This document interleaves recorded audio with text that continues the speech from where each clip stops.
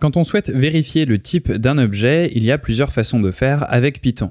La première façon de faire, c'est d'utiliser la fonction type. Donc on pourrait afficher le type de notre variable a ici, et si je lance le script, on a bien le type integer qui nous est retourné. On pourrait ainsi vérifier que cet objet est bien un nombre entier en utilisant l'opérateur is.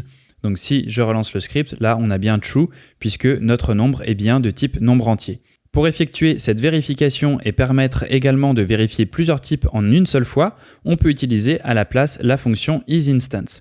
IsInstance, l'intérêt c'est qu'on va pouvoir lui passer également plusieurs éléments dans un tuple. Donc je pourrais par exemple ici passer les nombres entiers et les nombres décimaux, donc int et float, et faire cette vérification. Donc si je fais un print de isInstance de a avec ces deux éléments ici, je vais vérifier que a est soit de type nombre entier, soit de type nombre décimal.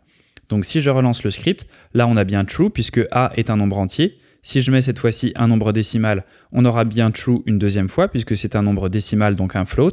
Si par contre je mets à la place une chaîne de caractères, on va mettre notre cher Patrick, là j'aurai false puisque la variable a n'est pas contenue dans ce tuple ici, on n'a ni un int ni un float.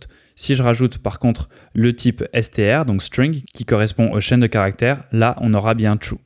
Donc voilà comment vérifier le type d'un objet et plusieurs types possibles avec isInstance.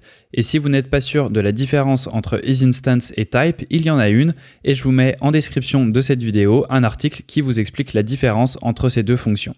Si tu as aimé cette astuce, n'hésite pas à mettre un pouce bleu à la vidéo et à t'abonner à la chaîne pour découvrir plus d'astuces de ce genre.